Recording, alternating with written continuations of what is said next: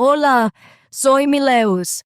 Los gritos de mi madre aún resuenan en mi cabeza. Su querido yerno jalándome del pelo delante de 500 invitados. Todo porque no quise ceder mi casa. Mi padre me llamó inútil. Pensaron que volvería arrastrándome, suplicando. Pero no grité, no lloré. Salí en silencio y puse en marcha un plan que los dejaría de rodillas, suplicándome. ¿Alguna vez te ha traicionado tu propia familia por amor? Cuéntamelo en los comentarios mientras aún creas que la sangre es más fuerte que la verdad. Lo primero que noté al entrar en ese salón de fiestas fue el frío que hacía. El aire acondicionado estaba a tope, los suelos de mármol brillaban bajo las lámparas de araña, y las flores, rosas blancas, lirios pálidos, olían demasiado limpios, demasiado artificiales. Puse las servilletas verde azulado que había traído en la mesa asignada, alisándolas con la palma de la mano, conectándome con el color que me recordaba a casa. Podía oír el suave golpeteo de mis tacones mientras me movía, intentando mantenerme ocupada, fingiendo no ver las escaleras. Empezó con los pequeños comentarios, de esos que uno pensaría inofensivos si no supiera nada. Mi madre Vera susurrándole a mi hermana Calista. ¿De verdad cree que necesita esa casa enorme para ella sola? Y la risa de Calista, que no era fuerte, pero se extendía como una cuchilla rozando la superficie. Me vi reflejada en el cristal de una foto familiar enmarcada que habían puesto junto al libro de visitas, aquella en la que yo estaba de pie en el borde más alejado, casi recortada. Me dije a mí misma que respirara, que no me afectara esta noche. Solo sonríe, Melis. Mantén la paz. Pero la paz no quería ser mantenida. Durante los brindis, el tío Harris se inclinó, oliendo a whisky, y dijo arrastrando las palabras, «¿Sabes, cariño? Sería lo correcto ayudar a tu hermana y a Lyndon a empezar esa casa tan grande que tienes. Es demasiado para ti». Un par de personas asintieron, mirándome fijamente como si esperaran que me levantara y anunciara que regalaría mi casa como si fuera un recuerdo de boda. Forcé una risa, golpeando el borde de mi vaso, deseando poder deslizarme debajo de la mesa y desaparecer.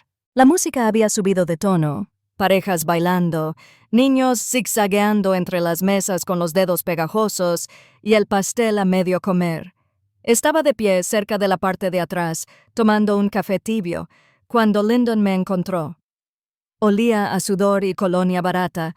La corbata del cuello le colgaba suelta y tenía los ojos enrojecidos por la bebida.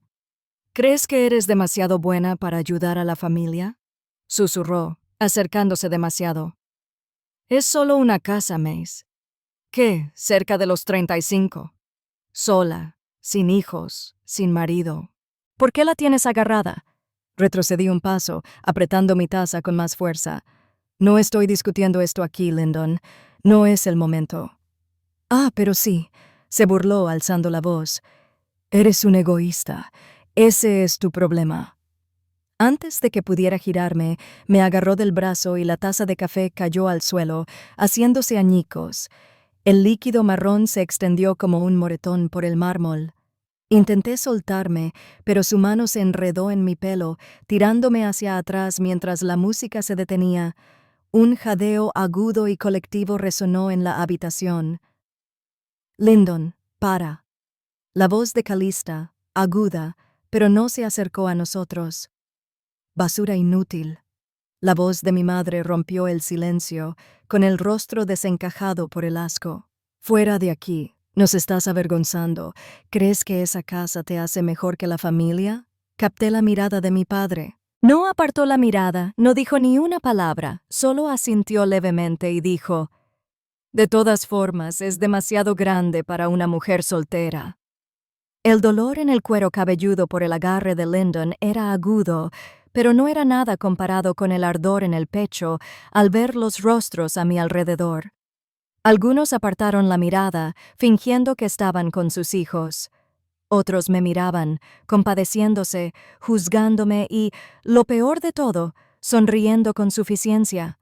Vi la servilleta verde azulado que había traído, la que hacía juego con las cortinas de mi sala, tirada en el suelo, donde se me había caído de la mano un toque de color contra el blanco estéril. No grité, no lloré. Cuando Lyndon finalmente me soltó, empujándome hacia la puerta, tropecé, pero me recuperé, enderecé la espalda y levanté la barbilla.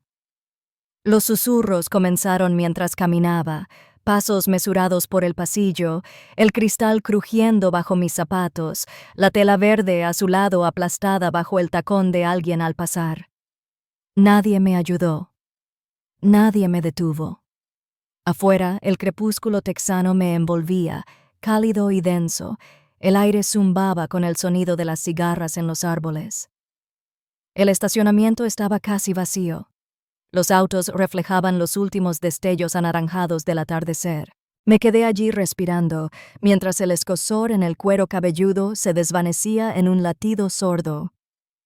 Creen que estoy acabado. Creen que me lo han arrebatado todo porque me arrebataron ese momento, esa dignidad delante de todos mis conocidos. Pero al cerrar los ojos y dejar que la brisa me rozara la cara, sentí algo más asentarse en mi pecho, una certeza silenciosa y fría. No tienen ni idea, susurré al cielo que oscurecía, y me di la vuelta, caminando hacia mi coche, dejando atrás el eco de risas y susurros, dejando atrás a la familia que nunca me vio. En realidad, no. Me senté en mi coche bajo la tenue luz de las luces del aparcamiento, con las manos agarradas al volante, mirando mi reflejo en el retrovisor. Mi pelo seguía hecho un desastre, como Lyndon me había tirado. Los mechones sobresalían en ángulos extraños, pero fueron mis ojos los que me atraparon. Se veían diferentes, firmes, fríos, como una calma que no había sentido en mucho tiempo. Giré la llave, dejando que el motor zumbara mientras daba marcha atrás. Cada giro lento del volante me aferraba a los pies de la tierra. Al entrar en la carretera desierta de vuelta a casa, aún podía oír la voz aguda y cortante de mi madre, llamándome inútil.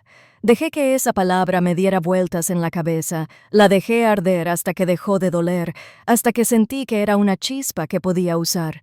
Conduciendo a oscuras, pasando por tiendas cerradas y porches silenciosos, reviví cada momento. La mano de Lyndon en mi pelo, los jadeos, las caras vueltas, el asentimiento frío de mi padre, la servilleta verde a su lado en el suelo aplastada bajo el zapato de alguien. Era solo una servilleta, pero sentía que me arrebataban todo lo que tenían en la mano, mi espacio, mis decisiones, mi rincón tranquilo que había construido por mi cuenta. Entré en la entrada de mi casa. La luz del porche que había instalado se encendió, titilando, bañando los escalones de la entrada de un cálido amarillo. Me quedé allí un momento, con el motor en marcha mientras se enfriaba, antes de coger mi bolso y entrar. La casa olía a lavanda y a cera para madera. Las cortinas que había elegido colgaban pulcramente. Las encimeras de la cocina que yo misma había lijado brillaban en la penumbra. Me apoyé en la puerta, absorbiendo la luz, dejando que el silencio me recordara por qué luché tanto por conservar este lugar. Puse a hervir agua, el silbato llenó el silencio, y me senté a la mesita de la cocina, revisando mi teléfono. Fue entonces cuando llegó el primer mensaje de voz. Vera, con voz vivaz y cortante. Mileus, no te pongas dramático. Nos has avergonzado a todos esta noche. ¿Lo sabes? Llámame. Seamos razonables. Apreté los dedos alrededor del teléfono.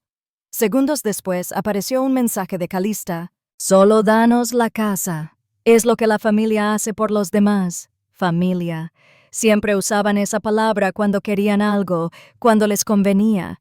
Pero recordé estar solo en ese pasillo, con la cara vuelta mientras me sacaban a rastras, y me pregunté si siquiera sabían lo que significaba esa palabra. Dejé que el teléfono vibrara. Dejé que los mensajes se acumularan. Las notificaciones iluminaban la pantalla como advertencias parpadeantes. Otro mensaje de voz. Esta vez, mi padre. Su voz era suave, casi cansada. Solo es una casa. Señorita, no arruines a la familia por esto. Estás siendo testaruda. ¿Terca? Así te llamaban cuando no les dabas lo que querían. Dejé el teléfono, presionando la palma contra la superficie fría de la mesa, dejando que la vibración resonara por la madera antes de que se calmara. Más tarde esa noche, me encontré navegando por las redes sociales. Las fotos de la boda inundaban mi muro, caras sonrientes, copas alzadas, subtítulos como La familia primero y El mejor día de mi vida. Allí estaba Calista con su vestido, el brazo de Lyndon rodeándola, con una amplia sonrisa como si nada hubiera pasado. Mi madre al fondo, sonriendo, con la mano sobre el hombro de Calista, y mi padre de pie junto a ellos, con aspecto orgulloso. Me quedé mirando esas fotos, cada una un recordatorio del silencio que rodeaba lo que habían hecho. La forma en que todos podían seguir adelante como si nada hubiera pasado mientras yo estaba sentado allí. El eco de esa bofetada aún me escocía en la mejilla, la humillación que se arrastraba bajo mi piel. Paseé por mi casa, rozando con la mano las paredes que yo misma había pintado, los colores que había elegido tras largas jornadas de trabajo. Entré en la cocina, pasando los dedos por los bordes de las encimeras que había ahorrado, hechas con mis propias manos. Toqué las cortinas que había cosido durante el fin de semana. La tela verde azulado era suave al tacto. Era mío. Todo. Cada centímetro cargando pedazos de mí. Las lágrimas amenazaban con salir, pero las tragué, agarrando la tela con fuerza, susurrando a la habitación vacía. No iba a dejar que me lo quitaran. No sin luchar. Fui a la mesa del comedor, abrí el cajón donde guardaba mis papeles y saqué la gruesa carpeta con los extractos de la hipoteca, la escritura de la casa, mi nombre impreso con claridad. Cada página era un recuerdo de las noches que había pasado trabajando hasta tarde, los sacrificios que había hecho para conservar este lugar, para construir algo que fuera mío. Creyeron que podrían quitármelo con unas pocas palabras, una bofetada, una amenaza. No tenían ni idea. Abrí mi portátil, cuya pantalla iluminaba la habitación en penumbra, y empecé a buscar asesoramiento legal. Los suaves clics del teclado eran constantes, cada uno una promesa que me hacía. Si querían pelea, la tendrían. Ese pensamiento aún me rondaba el pecho cuando por fin me quedé dormido unas horas, pero aún no había amanecido cuando me desperté con el sonido de unos golpes. Al principio me quedé en la cama, deseando que parara, pero solo se hizo más fuerte, más agudo, como una exigencia más que una petición.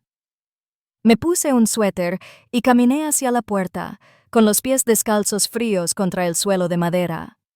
Por la mirilla, la sonrisa de Lyndon me esperaba, y justo detrás de él, Vera estaba aparcada en la acera, con los brazos cruzados y las gafas de sol puestas, como si no le apeteciera salir pero quisiera ver el espectáculo. Abrí la puerta a medias. «¿Qué tal, señorita?», preguntó Lyndon, moviendo una carpeta manila barata en sus manos.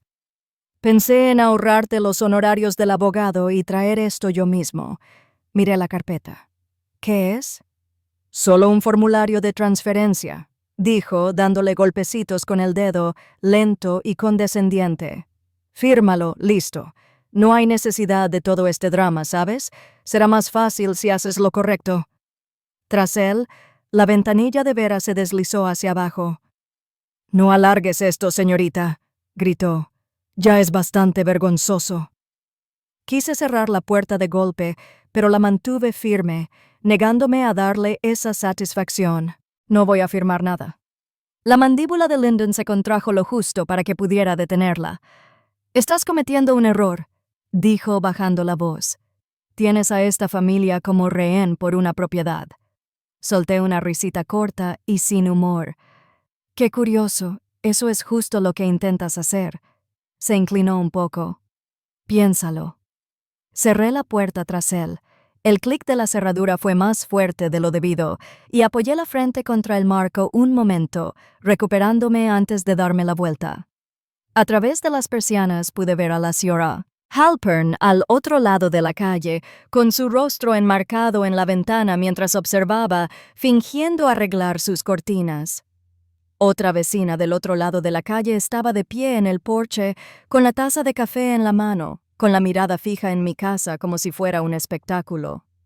El barrio se sentía más pequeño esa mañana, cargado con el peso de susurros que no podía oír bien, pero que sentía rozar mi piel. Mi teléfono vibró en la encimera mientras me servía café. El líquido oscuro temblaba en la taza mientras mis manos traicionaban la calma que intentaba mantener. Era un mensaje de Calista. Iremos a juicio si es necesario. Estás siendo irrazonable. Otro zumbido. Vera había publicado en Facebook un estado vago sobre algunas personas que olvidan el significado de la familia y la traición interna. Los comentarios debajo iban desde ánimo, mamá, hasta la familia siempre lo solucionará. Desplacé el cursor hasta que las palabras se difuminaron. Mi pulgar se detuvo sobre el botón de me gusta y luego lo retiré. Que pensaran lo que quisieran. Necesitaba aire, así que agarré mi portátil y mi bolso y me dirigí a la cafetería calle abajo donde a veces teletrabajaba. Estaba bastante tranquilo. El olor a café, granos y pasteles daba la impresión de que la vida era normal. Me instalé en un rincón, intentando abstraerme en correos electrónicos y facturas y en cualquier cosa menos en el latido. Pero no tardé en oírlas. Dos mujeres en la mesa de al lado susurraban, intentando no mirarme, pero sin éxito. Oí que se niega a ayudar a su familia incluso después de todo lo que han hecho por ella, dijo una, revolviendo su café. Hay gente que simplemente no aprecia lo que tiene, respondió la otra. Quise darme la vuelta para contarles lo que realmente había sucedido y preguntarles si se quedarían allí quietos mientras alguien les arrebataba de las manos todo lo que habían ganado con tanto esfuerzo. Pero no lo hice. Me quedé mirando la pantalla, con la mandíbula apretada, y dejé que las palabras me invadieran hasta que no significaron nada. Pero por dentro, algo cambió. Ya no se trataba de una casa. Se trataba de que creían que podían arrebatarme mi dignidad, que podían abofetearme, arrastrarme y aún así controlar la historia, convirtiendo a los vecinos en jueces silenciosos, convirtiéndome en el villano de su narrativa. Cerré mi portátil, respiré hondo y lo volví a abrir. Mis dedos se movieron sobre las teclas, buscando abogados inmobiliarios locales, leyendo reseñas, comprobando credenciales. Encontré uno. Una mujer cuyo perfil hablaba de manejar disputas familiares difíciles sobre la propiedad con discreción y firmeza. Asunto: familia urgente que intenta forzar el traslado de la casa. Escribí el correo electrónico con capturas de pantalla de las amenazas de Calista, las transcripciones del mensaje de voz y las publicaciones de Facebook que lo describían todo. Cada frase era como una reivindicación, una silenciosa promesa de que no iba a dejar que me acorralaran. Al llegar a casa esa noche, el atardecer había dado paso a un azul intenso, de esos que hacen brillar aún más las farolas. Entré, cerrando la puerta con llave, con el bolso aún colgado del hombro, mientras revisaba las ventanas y cerraba las cortinas. Mamá, fue entonces cuando lo vi por la rendija de las cortinas. Un coche, con el motor en marcha y las luces encendidas, aparcado justo enfrente de mi casa, sin moverse. Me quedé allí, sujetando el borde de la cortina, observando las luces que iluminaban la calle vacía, con el corazón sereno y la mente despejada. Pensaron que el miedo me haría rendirme. Un coche aguardaba afuera en la oscuridad, con las luces encendidas, esperando. La noche se sentía pesada incluso después de que el coche se marchara, con las luces apagadas. Pero la tensión que dejó atrás se me pegaba como una sábana húmeda que no podía quitarme. Apenas dormí, abriendo los ojos de golpe con cada sonido, esperando un golpe que no llegó. Apenas había despertado cuando salí. El cielo, de un gris pálido, no se decidía si llovería o se despejaría. Fue entonces cuando lo vi. Una sola hoja de papel pegada torcidamente a mi puerta, con las esquinas ondeando al viento como si se burlara de mí. La bajé y leí la carta impresa con tinta barata. Las palabras mediación familiar estaban en negrita como para recordarme que el problema era yo. La carta era de un abogado que Lyndon había reunido a la fuerza, alegando que estaba causando angustia emocional a mi familia al negarme a entregar mi casa. Solté un suspiro que no me di cuenta de que estaba conteniendo, doblé el papel y lo guardé en el cajón junto a la puerta. No tenía energías para lidiar con ello en ese momento, pero no iba a desaparecer. Ellos tampoco. Más tarde, esa mañana, me puse un sencillo vestido azul marino y conduje hasta la iglesia con la esperanza de encontrar un poco de calma. No era que fuera particularmente devota, pero la rutina, los himnos, las oraciones en silencio, el olor a café en el vestíbulo solían tranquilizarme. Aparqué en mi sitio habitual y respiré hondo antes de salir, pero en cuanto crucé la puerta lo sentí. Las miradas de reojo, los asentimientos vacilantes. Vera estaba allí, por supuesto, de pie con Calista cerca de la máquina de café, inclinándose para susurrarle al pastor Graham, con la mano apoyada dramáticamente en el pecho. No podía oír sus palabras, pero no me hacía falta. Las miradas de los ancianos al pasar me dijeron que ya era suficiente. «Está perdida ahora mismo, pastor. Necesita orientación, me imaginé», Vera decía, con una voz fingida de preocupación y martirio justo. Durante la hora del café, intenté mantenerme en silencio, removiendo el vaso de papel en la mano, evitando el contacto visual, pero Vera no me dejó perderme en el fondo. Se acercó, sus tacones resonando en el azulejo, su sonrisa afilada. «Miss», dijo lo suficientemente alto para que quienes nos rodeaban la oyeran. «¿No quieres que tu familia tenga una oportunidad? Estás haciendo esto mucho más difícil de lo necesario». La miré, forzando mi rostro a adoptar una expresión neutral, pero por dentro sentía el ardor de todas las miradas sobre mí, el juicio tácito flotando en el aire. «No puedes hacer esto aquí», respondí en voz baja. Ella ladeó la cabeza, sin perder la sonrisa. «Somos familia. Esto es lo que hace la familia, cuidarse mutuamente. Piensa en el futuro de tu hermana». No respondí. No podía. No en ese momento. No con los ojos observándome, esperando a que me desmayara.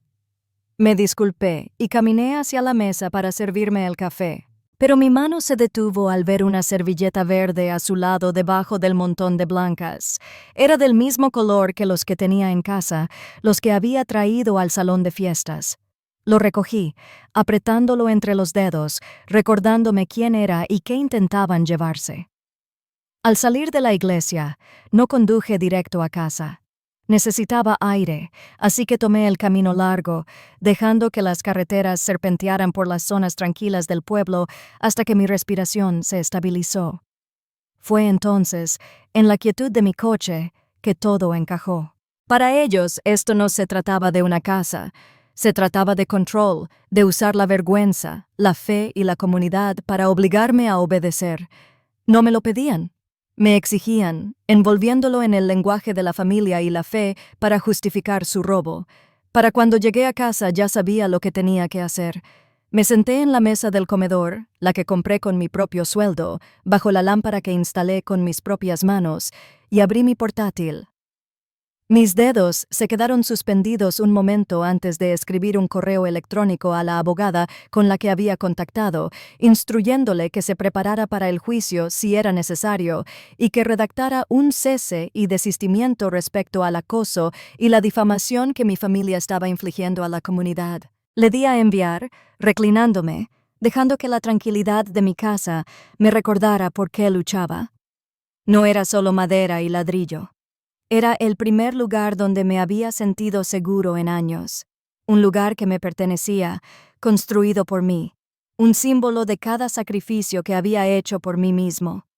Esa noche, mientras cerraba, apagaba las luces y revisaba las ventanas, mi teléfono vibró en la encimera de la cocina. Un mensaje de Vera. «Si no nos ayudas voluntariamente, tomaremos lo nuestro de otra manera». Me quedé allí, el resplandor de la pantalla iluminando las sombras de la habitación, mi reflejo mirándome desde el cristal. Y por primera vez en días, sentí algo parecido a la calma. Tomaremos lo nuestro de otra manera. Ese mensaje debería haberme asustado, pero solo se asentó en mí como una piedra en agua clara, fría pero clara. Dejé el teléfono en la encimera, dejando que el brillo se apagara, y respiré hondo en el silencio de mi cocina. Querían que me asustara, que me inquietara, que me esforzara por complacerlos, pero el miedo era demasiado caro y ya no estaba de humor para pagarlo. La mañana siguiente llegó con nubes grises y el zumbido sordo de la ciudad. Me puse un suéter, el que siempre usaba los días que necesitaba calma, y me senté a la mesa con mi laptop. Uno por uno, abrí todos los mensajes de voz, todos los mensajes que me habían enviado, copiándolos en una carpeta marcada como evidencia. Saqué capturas de pantalla de las publicaciones de Vera en Facebook, esas que resumaban agresión pasiva. La familia siempre estará ahí para ti, incluso cuando intentes alejarla. Oí su voz en mi cabeza mientras leía las palabras, dulce pero mordaz, y susurré en voz baja. No me van a engañar para que no me quite lo que es mío. Ni siquiera era mediodía cuando sonó mi teléfono y vi aparecer el nombre de Calista con un video adjunto. Casi lo ignoré, pero algo dentro de mí sabía que tenía que verlo. El video solo duraba unos segundos, pero fue suficiente. Alguien había recortado imágenes de la boda, eliminando todo lo que condujo a que Lyndon me agarrara, editándolas para mostrarme contraatacando. Mi cara se retorció en shock, haciendo parecer que yo era la agresora. El mensaje debajo decía, «Si no firmas, esto va para tu jefe». Por un instante, la habitación pareció inclinarse. Puse el teléfono boca abajo sobre la mesa, presionándome los ojos con las palmas de las manos, hasta que vi destellos de luz. Mi respiración era entrecortada, aguda en el silencio, con la amenaza resonando en mis oídos. Me acerqué al sofá, hundiéndome en su forma familiar, la tela verde azulado suave contra mi piel. Me acurruqué, dejando que el cansancio me invadiera en oleadas. Las lágrimas se me escaparon a pesar de mis intentos por contenerlas, rodando por mis mejillas mientras susurraba a la habitación vacía. Lo siento mucho. No era por ellas. Era por mí por haber dejado que llegara tan lejos. Por dejar que sus voces resonaran en mi cabeza durante tanto tiempo. Y entonces, al calmarse las lágrimas, dejé que mi mente volviera al pasado. Tenía 6 años, sentada en los escalones del porche de la casa de mi abuelo, con las manos encallecidas mientras me ataba los cordones, su mirada firme mientras me decía, «Nunca dejes que nadie te quite lo que has conseguido con tanto esfuerzo, jamás». No hablaba de casas ni de dinero. En realidad, no. Hablaba de dignidad, de plantar cara cuando intentaban derribarte. El recuerdo me aferró, sacándome de la espiral. Me limpié la cara, me puse de pie y volví a la cocina. La tranquilidad de la casa ahora era un consuelo en lugar de una amenaza. Cogí el teléfono y llamé a mi abogada. Contestó al segundo timbre, con voz tranquila. Le expliqué todo, el video editado, las amenazas, los rumores de la comunidad. No lo edulcoró. «Señorita, esto es acoso y chantaje. Podemos responder legalmente, pero debe estar preparada. Están jugando sucio y no van a parar porque se lo pidamos amablemente». «No espero que lo hagan», dije con voz más firme de lo que sentía. «Solo díganme qué hacer». Hicimos un plan paso a paso. Yo reenviaría todas las comunicaciones, seguiría documentándolo todo, y ella se prepararía para enviar un cese y desistimiento, detallando la difamación y el acoso. No era el final, pero era algo. Después de colgar, me quedé un momento en la cocina, mirando la casa que había construido. Los colores de pintura que elegí, las fotos en la pared, las ranuras en la encimera donde se me cayó una olla pesada aquella vez. Para mí, esto no era solo un edificio, era la prueba de que podía valerme por mí misma. «Quieren una guerra», susurré para mí, apretando la palma de la mano contra la encimera, sintiendo la superficie sólida bajo mi piel. «La tendrán». Esa noche, mientras me preparaba para dormir, mi teléfono vibró una vez más. Era un mensaje de Vera. «Última oportunidad, mañana». No respondí. Dejé el teléfono, apagué la luz y me quedé a oscuras, dejando que el silencio me envolviera. El mañana se acercaba, lo quisiera o no, y estaría lista. Cuando el amanecer abría el cielo, me senté en el borde de la cama, sabiendo que hoy marcaría una nueva línea en la arena. No me quedé bajo las sábanas como a veces, escuchando al mundo antes de entrar en él. No, me puse los vaqueros, me recogí el pelo y dejé que la tranquilidad de la casa me llenara mientras recorría cada habitación, tocando las encimeras, los respaldos de las sillas, los marcos de las puertas. Esto era mío, y no iba a dejar que me lo quitaran. Más tarde esa mañana, aparqué mi coche frente al centro comunitario donde se celebraba la reunión mensual de la Asociación de Propietarios, a la que rara vez asistía a menos que se tratara algo sobre la recogida de basura o el alumbrado público. Hoy, Vera y Lyndon ya estaban dentro, paseando cerca de la cafetería, saludando a los vecinos con una sonrisa fingida que se esfumó en cuanto me vieron entrar. El aire olía a pasteles rancios y café barato, y casi podía oír los susurros antes de que empezaran. Encontré un asiento cerca del fondo, saqué mi pañuelo verde azulado del bolsillo y lo doblé. Lo desdoblé, lo volví a doblar. Vera ya estaba hablando con un grupo cerca del frente, con la mano en el pecho mientras se inclinaba, negando con la cabeza como si estuviera de luto por algo indescriptible. Lyndon, de pie junto a ella, me miró con una sonrisa burlona que me hizo apretar el pañuelo con más fuerza. La reunión siguió hablando de la altura de las vallas y las quejas por exceso de velocidad, hasta que Lyndon se levantó, carraspeando con exageración teatral. Perdón por interrumpir, pero creo que es importante que hablemos de cómo los conflictos personales pueden afectar la armonía comunitaria. Su voz era fuerte y segura y resonó en la sala. La gente se giró, algunos curiosos, otros incómodos. Vera se secó los ojos con un pañuelo y pude ver a Calista de pie cerca de la puerta, con los brazos cruzados, asintiendo solemnemente. Lyndon siguió caminando. Es una pena que alguien priorice su propia avaricia sobre la familia, sobre la comunidad, causando angustia y división. Todos saben lo importante que es la familia. No dijo mi nombre, pero todos me miraron. Algunos con lástima, otros con frialdad, algunos con inseguridad. Se me hizo un nudo en la garganta, pero no me moví. Seguí doblando el pañuelo, concentrándome en el movimiento constante de la tela bajo mis dedos. Recordé las palabras de mi abuelo, las mismas a las que me aferré cuando compré esta casa, cuando pinté las paredes yo mismo, cuando trabajaba doble turno para pagar la hipoteca. Nunca dejes que nadie te quite lo que has ganado con tu trabajo. Lyndon se acercó un paso más, bajando la voz lo suficiente para que solo yo pudiera oírlo. Simplemente, cédelo, Mace. Haz lo correcto. Me puse de pie, guardé el pañuelo en el bolsillo y dejé que las manos cayeran tranquilamente a los costados. ¿Terminaste? La habitación estaba tan silenciosa que se podía oír el zumbido del viejo aire acondicionado encima. Lyndon abrió la boca, pero yo levanté la mano. Ya he escuchado suficiente. Para que quede claro, tengo representación legal.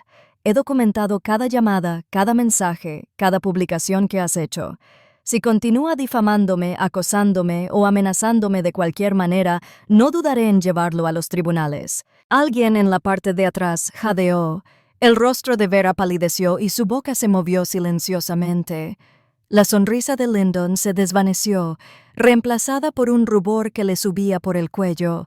Los vecinos que antes me miraban con prejuicios ahora se removieron incómodos.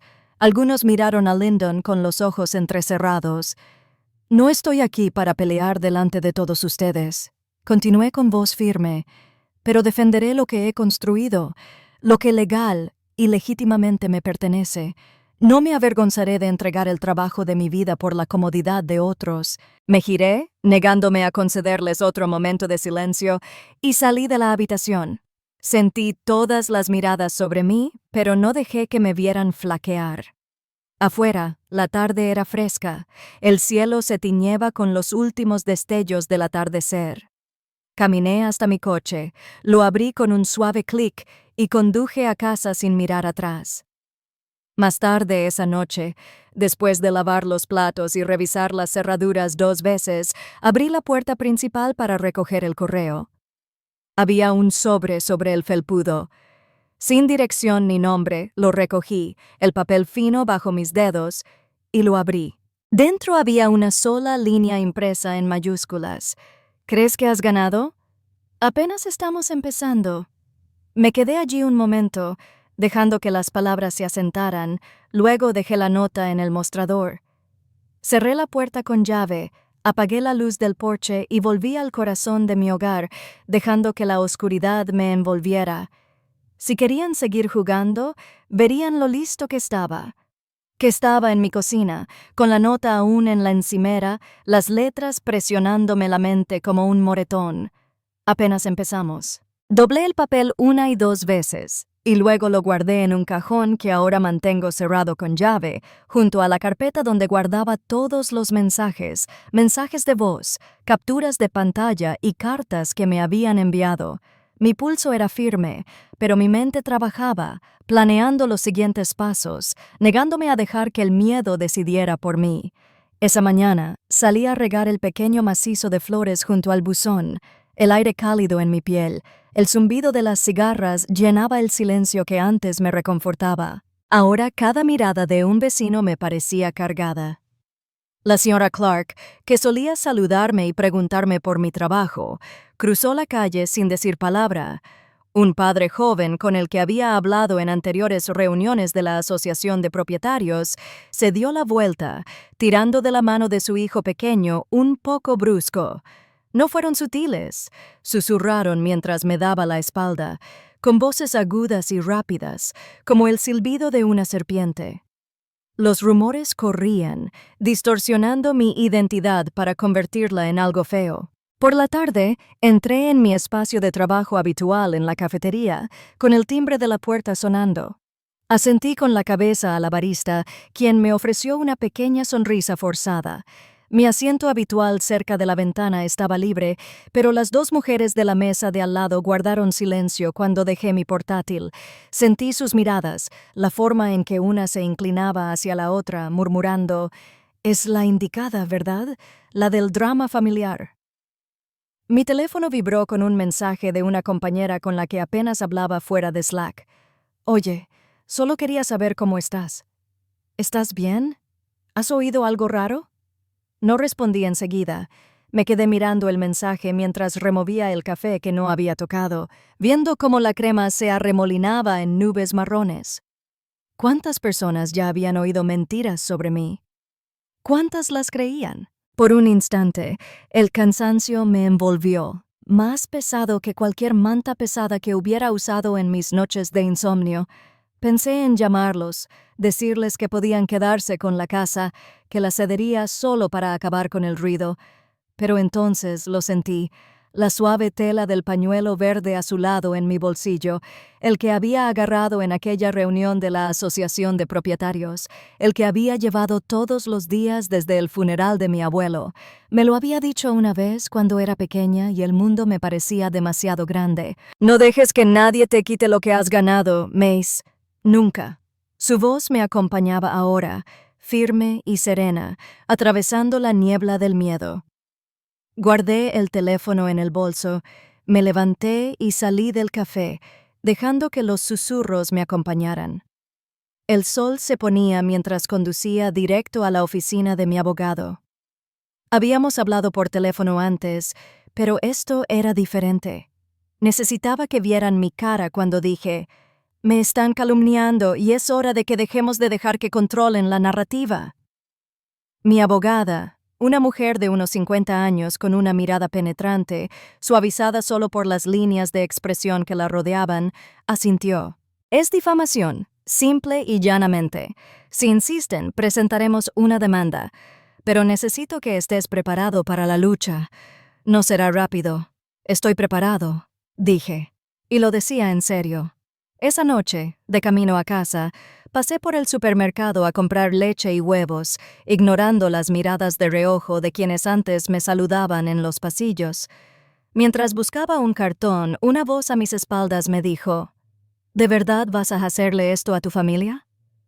Me giré y vi a Vera, con los ojos rojos como si hubiera estado llorando, pero la tensión en la boca me indicó que no era pena, sino rabia.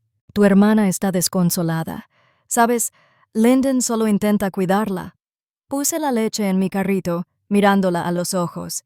Si sigues difundiendo mentiras sobre mí, Vera, te demandaré por difamación. Parpadeó, abriendo y cerrando la boca como un pez jadeando. Somos familia, Mileus. No se demanda a la familia, entonces quizás la familia no debería mentir. La dejé allí de pie, empujando mi carrito hacia la caja, respirando con dificultad a pesar del dolor en el pecho. Esa noche, mientras doblaba la ropa en la sala, mi teléfono volvió a vibrar. Era una notificación de un número desconocido. Al abrir el mensaje, la foto de una citación judicial llenó la pantalla. Lyndon y Vera me demandaban por daños emocionales, alegando que desestabilizaba a la familia, ponía en peligro su salud mental y me negaba a participar en resoluciones familiares razonables. Dejé el teléfono, doblé otra camisa y la aplané con mucho cuidado. Ahora me estaban demandando. Con la citación judicial en la mano, sentí un cambio en mi interior. Por primera vez desde que empezaron esta campaña para desnudarme, sonreí. No era una sonrisa de alegría, sino la sonrisa tranquila y aguda de alguien que sabía que la pelea estaba a punto de dar un giro. Que vengan, pensé, mientras doblaba los papeles y los guardaba en mi bolso junto al pañuelo verde azulado que ahora llevaba a todas partes. El lunes amaneció despejado, el tipo de día que antes me habría encontrado junto a la ventana de la cocina con una taza de café, planeando un proyecto de jardinería o llamando a mi hermana para ver si quería comer. Ahora estaba frente al juzgado del condado de Travis, viendo entrar a la gente, algunos con tazas de café, otros con maletines, otros de la mano. No estaba allí por ninguna de esas razones. Estaba allí para defender lo que era mío. Respiré hondo antes de cruzar la puerta. El aire del interior me refrescó la piel. Cada paso resonaba en el suelo de mármol. El repiqueteo de mis botas me tranquilizaba. Mi abogada me recibió cerca del control de seguridad. Su asentimiento, silencioso pero tranquilizador, nos llevó a la sala. Vera y Lyndon ya estaban allí. Vera se secaba los ojos con un pañuelo. Lyndon tenía la mandíbula apretada mientras fingía no verme. Su abogado empezó a pintar la imagen de una familia destrozada por mi egoísmo, alegando que les negaba la casa por despecho, causándoles una angustia emocional irreparable. Vera miró fijamente al juez, con lágrimas en las mejillas mientras murmuraba que deseaba lo mejor para la familia. Lyndon habló con una calma practicada, hablando de cómo él y Calista solo querían formar una familia en un hogar que debería haber sido suyo desde siempre. Era un espectáculo. Cada palabra resumaba la pegajosa dulzura de la manipulación que aprendí a reconocer demasiado tarde. Me senté, con las manos entrelazadas en el regazo, sintiendo el calor del pañuelo en el bolsillo mientras escuchaba cómo sus mentiras se acumulaban como una torre destartalada. Cuando llegó nuestro turno, mi abogada se puso de pie, con voz serena, mesurada y cortante. Empezó con las capturas de pantalla proyectadas en una pantalla, cada mensaje de Vera y Lyndon llamándome inútil, exigiendo la casa, amenazándome si no cumplía. Los susurros de los vecinos, las publicaciones en redes sociales llamándome desequilibrada, el video editado que pretendía retratarme como violenta. Todo fue presentado pieza por pieza hasta que la sala quedó en silencio, salvo por la pluma del juez que tomaba notas. Entonces me puse de pie. Mi abogado me entregó la escritura que había guardado durante tanto tiempo, la que mi abuelo había firmado, dejando la casa explícitamente a mi nombre, escrita con su caligrafía firme y curva. Leí las palabras en voz alta, la última frase que le había subrayado 2 veces a Miss para proteger lo que es suyo y lo que ha construido. Un silencio invadió la sala, el peso de la verdad presionando el espacio que habían llenado sus acusaciones. El rostro de Lyndon palideció cuando la jueza lo miró fijamente, con una mirada vacía e indiferente. El pañuelo de Vera colgaba flácido en su mano mientras me miraba fijamente, abriendo y cerrando la boca, pero sin pronunciar palabra. La situación empeoró para ellos. Durante el interrogatorio se reveló el mal uso de los fondos familiares por parte de Lyndon, tarjetas de crédito abiertas a nombre de Calista, grandes retiros para uso personal, todo mientras afirmaban necesitar mi casa para construir un futuro. Cada documento era una grieta más en la máscara que habían intentado presentar. Cada número era un clavo más en el ataúd de su actuación. No me regodeé. No volví a sonreír. Me quedé en silencio, dejando que la evidencia hablara mientras yo me mantenía firme. El juez finalmente dio por terminada la sesión, indicando que pronto nos reuniríamos para tomar una decisión final, pero era evidente hacia dónde se inclinaban las cosas. Mientras recogíamos nuestras cosas, el abogado de Lyndon le susurró algo brusco y vi el miedo en los ojos de Vera al darse cuenta de que la situación había cambiado. Afuera, el sol brillaba y se reflejaba en las ventanas del juzgado mientras bajaba las escaleras. Mi abogado me puso una mano en el brazo, inclinándose hacia mí. Pronto rogarán clemencia. No dije ni una palabra. Seguí caminando, con el pañuelo tibio en la mano, un recordatorio de la promesa que me hice de nunca dejar que me destrozaran. Ni ahora, ni nunca. Cuando salí del juzgado ese día, el aire de Texas se sentía más limpio que en años. No era porque la pelea hubiera terminado. No, en realidad no, sino porque finalmente había dejado de permitir que definieran quién era yo, cuánto valía y qué permitiría en mi vida. Mientras caminaba hacia mi coche, la brisa me arrancó un mechón de pelo del cuello, la cálida luz del sol me acarició los hombros, y por un instante me quedé allí, con los ojos cerrados, respirando una libertad que había olvidado que merecía. Las semanas siguientes fueron más tranquilas de lo esperado, pero la verdad empezó a extenderse. La noticia de las fechorías financieras de Lyndon se extendió por la familia. Cada llamada susurrada entre primos y tías cargaba con el peso de la traición que habían intentado ocultar. Vera y Calista ya no podían seguir inventando que yo era el villano cuando la gente empezó a ver quién se había estado apropiando de lo que no les pertenecía. Una mañana estaba podando la lavanda junto a la acera, con el aroma intenso en mis manos, cuando un coche se detuvo. No necesité levantar la vista para saber que eran ellos, el portazo, el vacilante arrastrar de pies sobre la grava. Conocía esos sonidos como el crujido de mis propias tablas del suelo. La voz de Vera llegó primero, más suave que nunca. «Mileus, ¿podemos hablar?» Estaba más delgada, con la mirada cansada. Calista a su lado, con la misma mirada agotada, los hombros encorvados como una niña descubierta. Me quedé allí, sacudiéndome la suciedad de las palmas de las manos en los vaqueros, esperando. No los invité a entrar. Se quedaron al pie de la escalera, mirándome como si hubieran comprendido que se habían metido en un callejón sin salida. «Necesitamos tu ayuda», dijo Vera finalmente, con la voz temblorosa. «Nos equivocamos. No queríamos que llegara tan lejos». Calista se secó los ojos. «Teníamos miedo, Lyndon.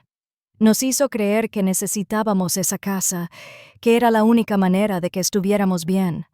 No sabíamos que mentía sobre el dinero». Escuché en silencio, dejando que las palabras cayeran a mi alrededor como hojas en la brisa, recordando cada llamada exigiendo lo mío, cada susurro llamándome egoísta, cada empujón y mirada fría que buscaban obligarme a renunciar a lo que había construido. Metí la mano en el bolsillo y sentí el pañuelo verde a su lado, la suave tela que me enraizaba mientras observaba mi casa, las cortinas que había elegido, el porche que había arreglado con mis propias manos, el pequeño jardín que había florecido bajo mi cuidado. Este lugar era mío. Siempre lo había sido. «Esto es mío», dije en voz baja, no a ellos, sino a mí misma, reforzando la promesa que hice el día que salí de aquella boda en silencio. Siempre lo ha sido. Se quedaron allí, moviéndose incómodos. El silencio era denso. Vera abrió la boca como para hablar, pero no le salieron las palabras. Calista me miró con lágrimas deslizándose por sus mejillas, con la culpa y el arrepentimiento entremezclados en su rostro.